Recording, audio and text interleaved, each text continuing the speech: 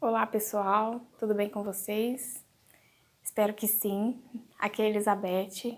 Vamos aí hoje fazer um resumo dos últimos capítulos que a gente tem estudado, os últimos assim, né? A partir do capítulo 4 até o capítulo 11, foi o último capítulo.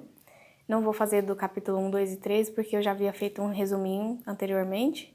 Então a gente vai só relembrar, porque tem estudos que eu acabo demorando um pouco para postar e tudo, então eu achei que fosse interessante fazer nesse resuminho. Então, se caso tiver alguma coisa que, né, tenha ficado meio estranho ou que eu não explique direito nesse resumo, aí eu convido vocês a voltarem no capítulo, porque tem um capítulo aí até o capítulo 11 de Gênesis, tem um estudo de cada capítulo. Então, se ficar alguma coisa aí, uma dúvida, né, eu indico que vocês voltem e assistam o capítulo inteiro, tá? Eu vou fazer só mesmo algo bem resumido, tá? Vou tentar. E é isso. Vamos orar então, tá bom? Senhor, eu quero, Pai, te dar graças nesse dia, te dar graças, Deus, pelas nossas vidas, colocar diante de Ti, Senhor Deus, esse momento de estudo da Tua Palavra e pedir a Ti, Deus, que venha nos dar direção, né, especialmente a mim, com as minhas limitações, que o Teu Espírito Santo venha me usar nesse momento. E eu peço a Deus que o Senhor tire toda a distração, tudo aquilo que vem para tirar a nossa atenção desse estudo, Deus. Eu peço a Deus que o Senhor tire de nós todo pensamento, toda preocupação, que o Teu Espírito Santo venha dirigir as nossas casas, as nossas famílias.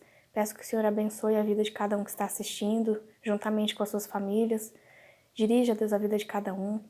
Eu peço a Deus que o Senhor perdoe os nossos pecados, que o Senhor nos limpe, que o Senhor nos lave, que o Senhor nos ajude a melhorar cada dia mais.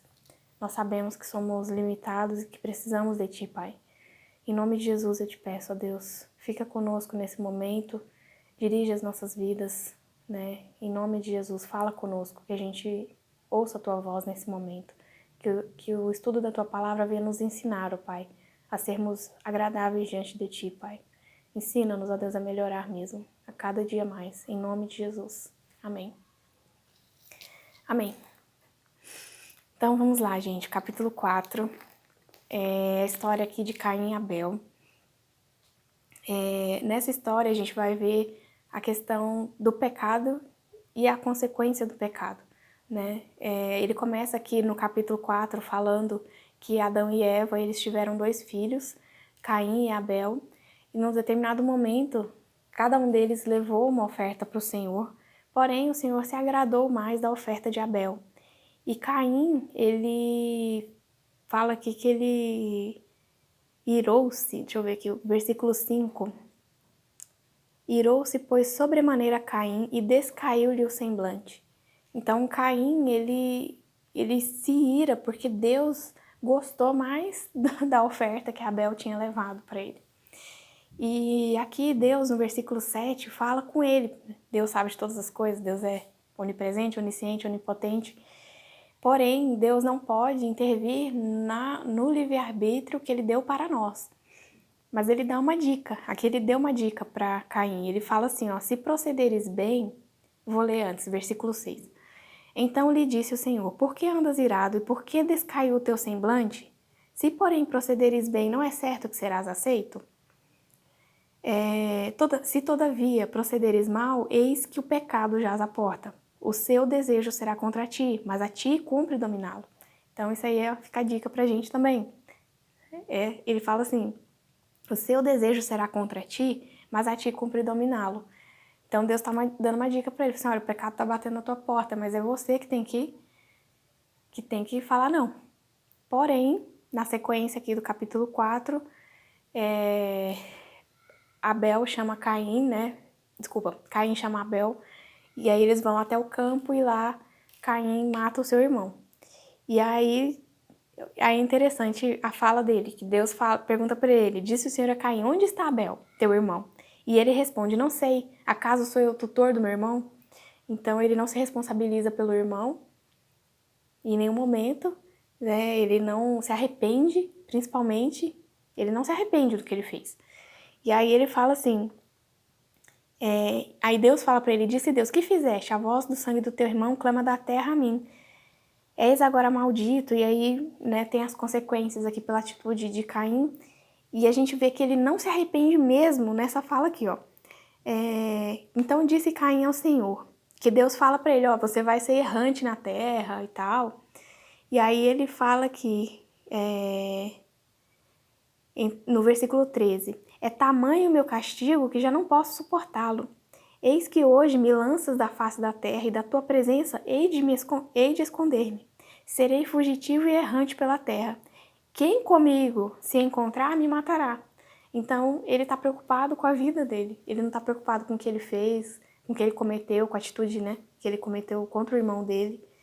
Ele está preocupado com a vida dele. Então, a gente vê aí Deus Deus ainda é bom com ele, né? Porque ele ainda fala assim, o Senhor, porém, lhe disse, assim qualquer que matar a Caim será vingado 7 vezes.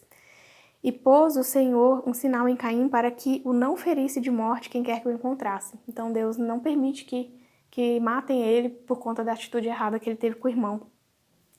E aí na sequência desse capítulo a gente vai ver aqui os descendentes de Caim, e, infelizmente, os descendentes dele foram descendentes que não buscaram a Deus.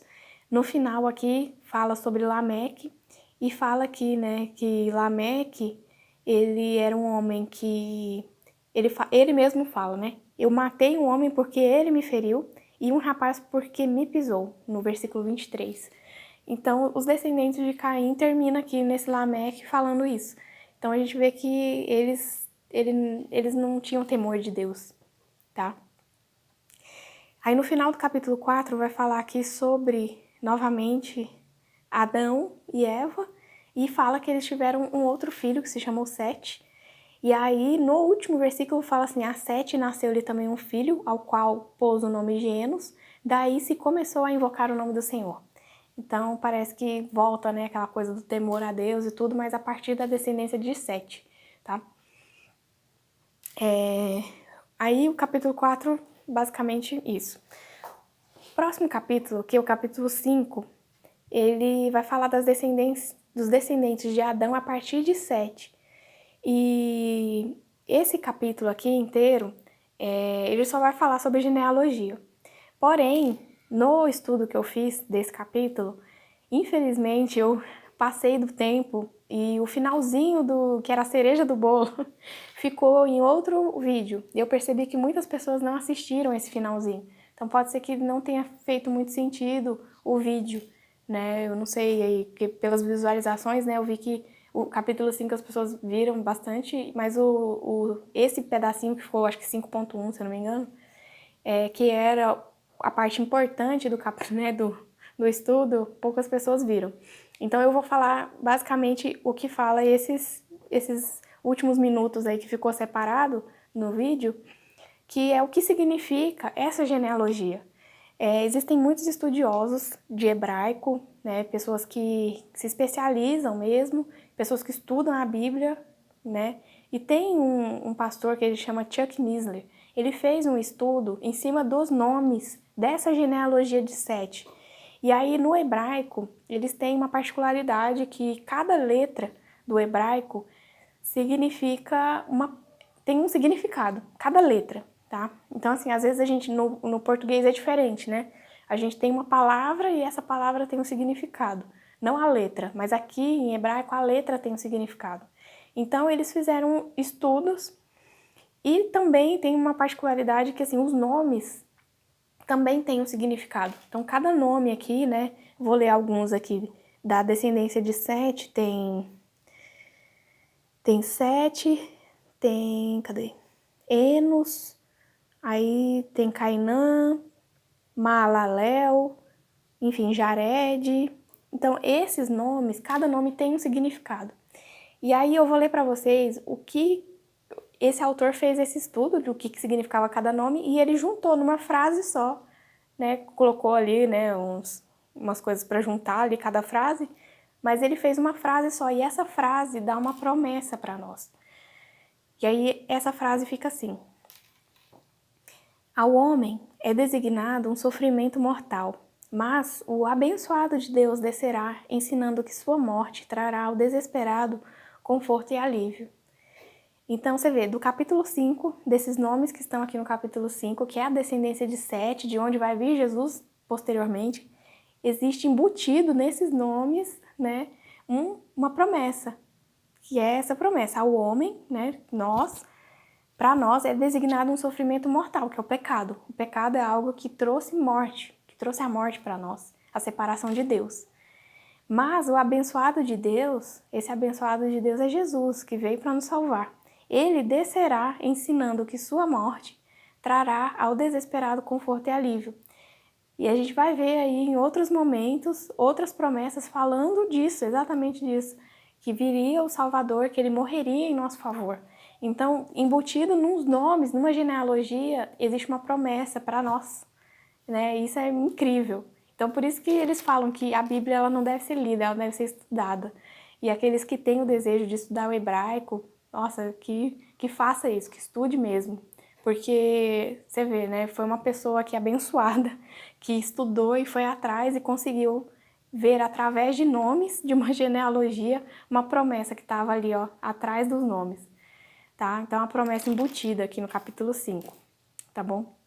Basicamente isso que eu vou falar sobre o capítulo 5. Que vocês assistam o vídeo lá se ficar com alguma dúvida, que lá eu explico mais detalhado. O capítulo 6, ele começa a falar aqui de uma corrupção do gênero humano. E aí é uma corrupção, é um capítulo bem doido, porque ele fala assim: como se foram multiplicando os homens na terra e lhes nasceram filhas, tá? Então os homens se multiplicaram e nasceram filhas.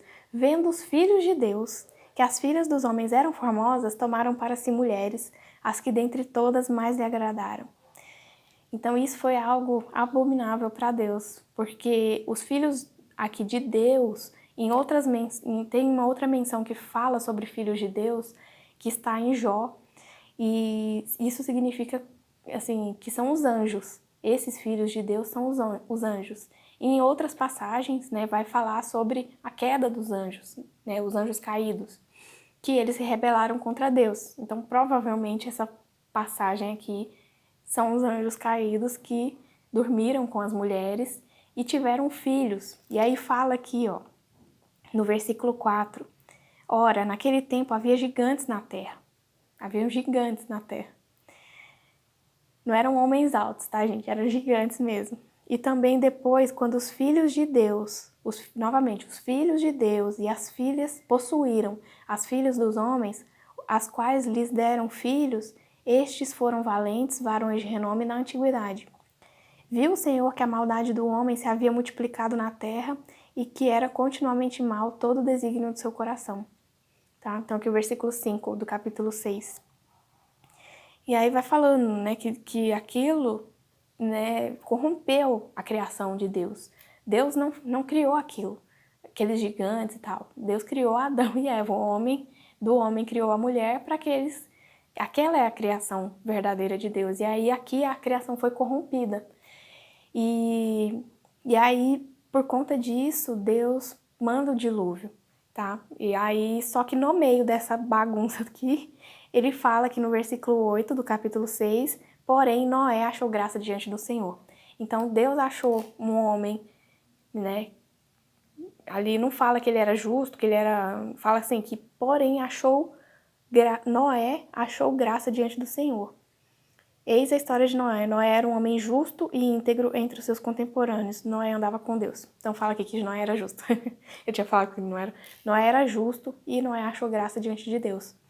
Então, Deus preserva a humanidade através da vida de Noé e da família dele. E aí Deus pede para ele criar uma arca. Ele anuncia que vai haver um dilúvio, porque ninguém sabia o que era aquilo até então. Ninguém nunca havia visto um dilúvio. E para quê? Para que Deus pudesse preservar a criação dele, porque a criação havia sido corrompida por conta dessa questão dos filhos de Deus com as filhas dos homens. E Deus manda, e tem uma hora aqui que fala de violência, cadê? No versículo 11, tá? Ele fala assim: a terra estava corrompida à vista de Deus e cheia de violência. Então, tinha a questão deles terem se corrompido e a violência. Então, eram várias questões ali Então Deus manda o dilúvio. Na continuação aqui do capítulo, Deus fala para Noé como que ele vai construir aquela arca, como que era para ser feito. Deus dá todas as direções para ele. No capítulo 7, Noé, ele entra na arca com a sua família. Deus fala para ele entrar na arca, porque ele mandaria de fato o dilúvio, né? A arca fica pronta, e ele manda ali os animais, fala, né? Ele separa ali um casal de animais, né? Que entram na arca com ele. E aí fala aqui que Noé, ele tinha 600 anos quando ele entrou na arca, tá? E continua aqui falando, deixa eu ver aqui nas minhas anotações.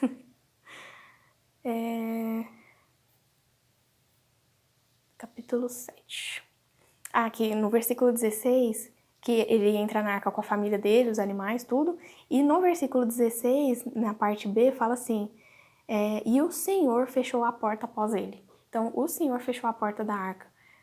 Eu creio que provavelmente porque Noé deveria ouvir ali o sofrimento das pessoas e talvez ele cedesse a abrir a porta. Mas Deus fechou, porque se ele abrisse a porta, provavelmente morreria todo mundo, né? E aí vem o dilúvio, lava a terra, né? Tudo que há na terra morre, todos os homens, tudo que há na terra, né? E fala aqui da questão dos montes, que a água ela cobriu o mais alto monte, então era muita água. Não foi algo local, que algumas pessoas especulam isso, né? Poderia ter sido algo local, não foi. Realmente lavou e inundou toda a terra. E aí ele fala aqui, né? Deixa eu ver. O capítulo 7 basicamente vai falar sobre isso, a entrada dele na arca e a parte do dilúvio. E aí no capítulo 8, ele começa falando assim que lembrou-se Deus de Noé e de todos os animais selváticos e tal. Então, lembrou-se Deus de Noé. E essa expressão ela é usada em outros capítulos também na Bíblia, que dá uma impressão assim de quando Deus se lembra, quando usa essa expressão, né, lembrou-se Deus, é que Deus tem algo bom para fazer pelo homem, né? Então, assim, Deus faz baixar as águas, né, para que eles saiam daquela situação, imagina. Hoje nós estamos vivendo uma quarentena, nesse exato momento. Muitos estão em casa, realmente não tem condições de trabalhar, né? Tem muita gente fazendo home office, mas tem muita gente não fazendo. Então a gente vê aqui que Noé também estava ali no momento, assim, o que será que vai acontecer depois, né? Então essa até a nossa oração nesse momento, né? Senhor, lembra de nós nesse momento, né? Então Deus se lembrou de Noé no meio daquela situação que ele não sabia o que ia acontecer, igual a gente não sabe o que vai acontecer. O que vai vir depois disso tudo? E Noé estava ali, né, no meio daquelas águas, mas guardado por Deus. Guardado por Deus. Então, quero dizer isso nesse momento, né? Nós estamos guardados por Deus. Deus tem guardado as nossas vidas, certo? Vamos confiar que Deus, como Ele guardou Noé, Ele guardará as nossas vidas também. E, enfim, aí ele continua falando aqui que as águas baixaram e começaram a escoar todas essas águas, então ele vai falando sobre isso no capítulo 8. E num determinado momento aqui, no versículo 13, a família dele sai da arca. Então já estavam ali, né, em terra seca, já poderiam sair da arca. E aí é interessante ver que, assim, no capítulo 6 a gente viu que Noé foi encontrado um homem justo, né? A graça, né? Noé achou graça diante de Deus e ele era justo.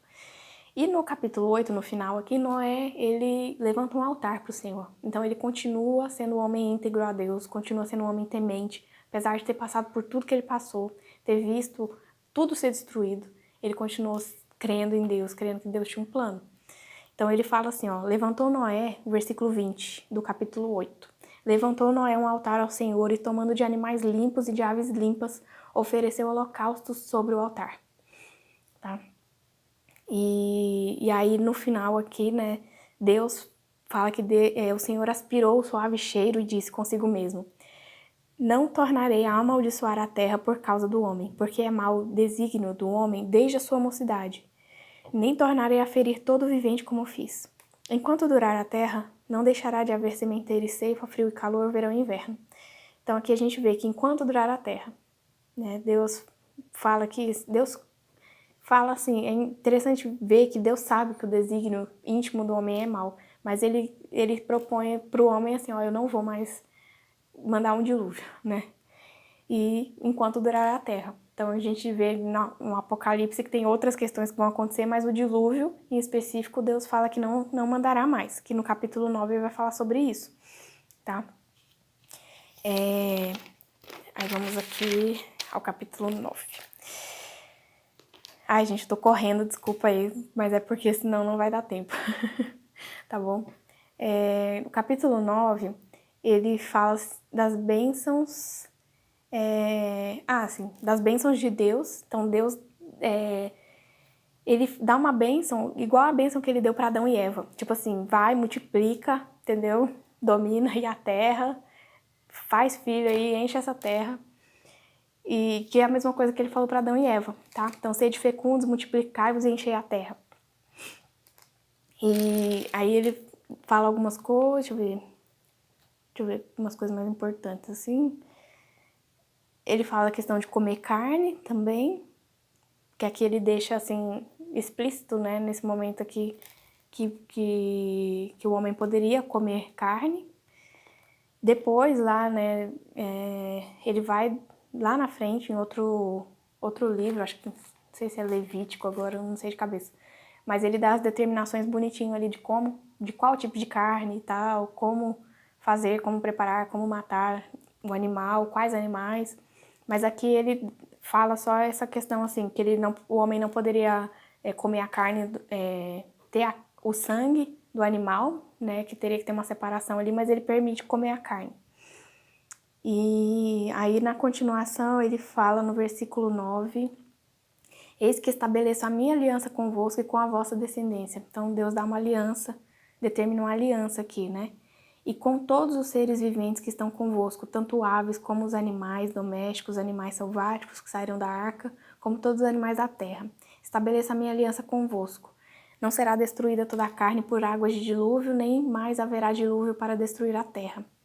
E disse Deus, este é o sinal da minha aliança que faço entre mim e vós e entre todos os seres viventes que estão convosco, para perpétuas gerações.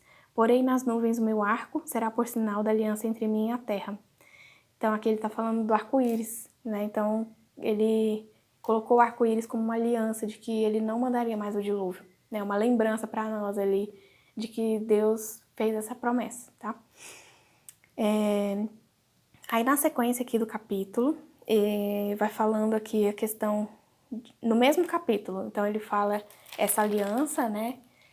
Que ele faz com o homem, com os filhos de Noé, no caso, né? Com toda a descendência de Noé. E aí, a partir do versículo 20 para frente, vai falando sobre uma história aqui, sobre Noé, que Noé, em determinado momento, ele planta uma vinha, e dessa vinha, né, ele se embriaga bebendo o vinho ali, né, que ele mesmo produziu, ele se embriaga e ele se põe nu dentro da tenda. E aí, o que acontece? Ele tem os 3 filhos, Sem, Cã e Jafé. Cã, ele vai até o quarto, até a tenda, vê o pai nu, só que ao invés dele cobrir a nudez do pai, sei lá, guardar aquilo para ele acaba falando para os irmãos. E aí os irmãos Jafé e Sem vão até o local onde Noé estava, né, ali de costas, pega uma capa e cobre ele para não ver a nudez do pai.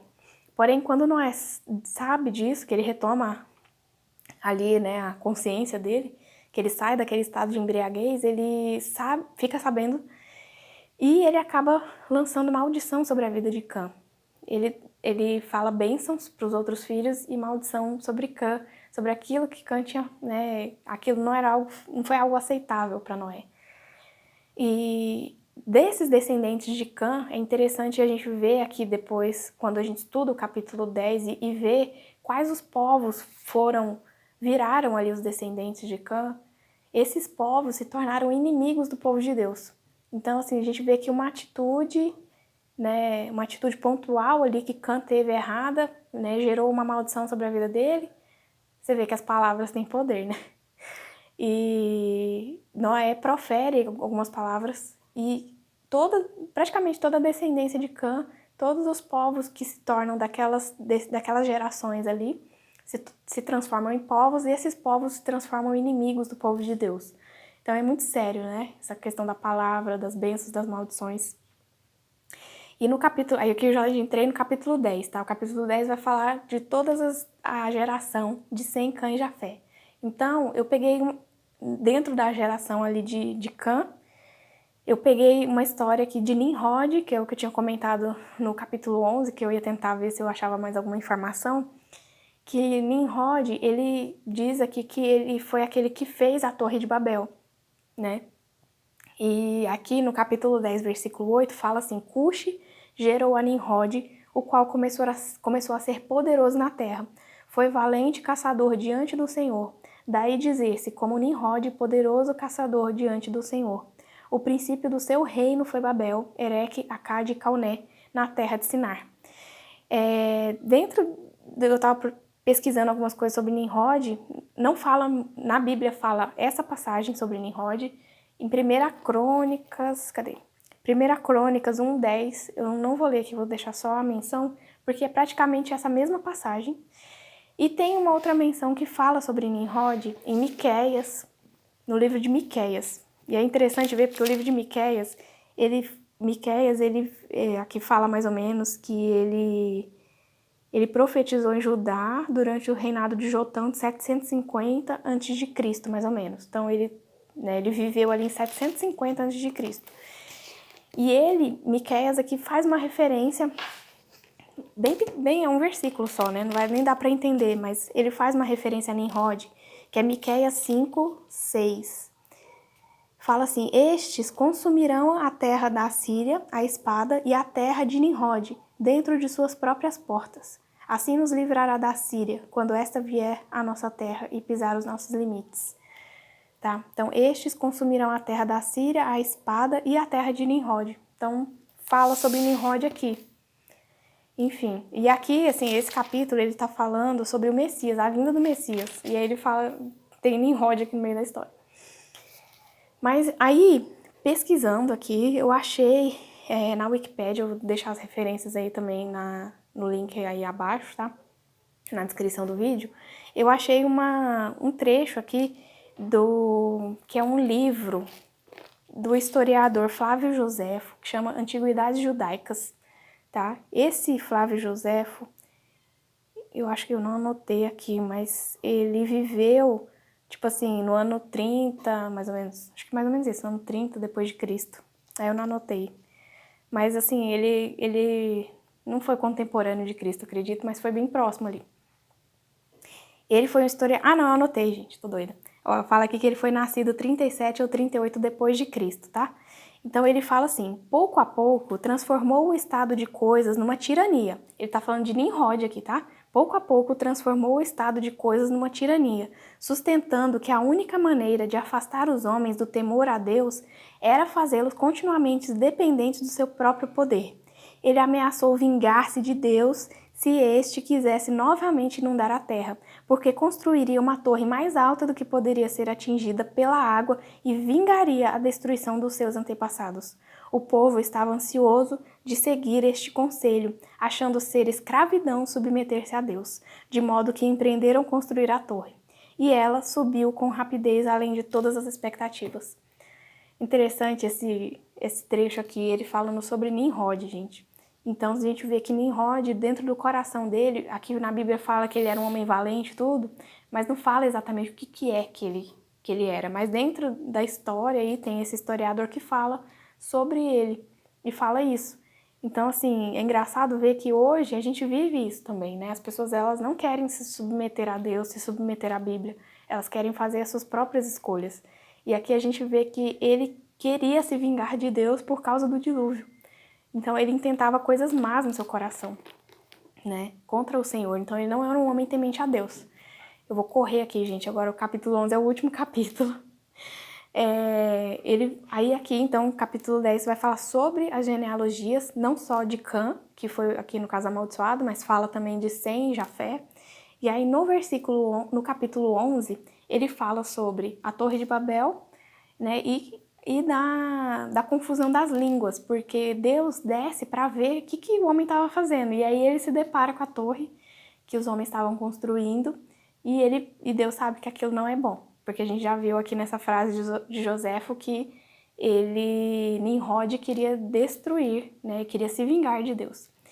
Então, o que Deus faz? Fala assim, então a gente vai fazer o seguinte, a gente vai descer e a gente vai confundir as línguas, para eles não conseguirem dar continuidade a essa obra, que é essa torre.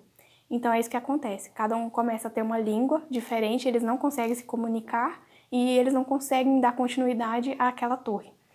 E aí, na sequência aqui do capítulo, ele vai falar sobre os descendentes de Sem, que dali viria o Messias, a partir dos descendentes de Sem.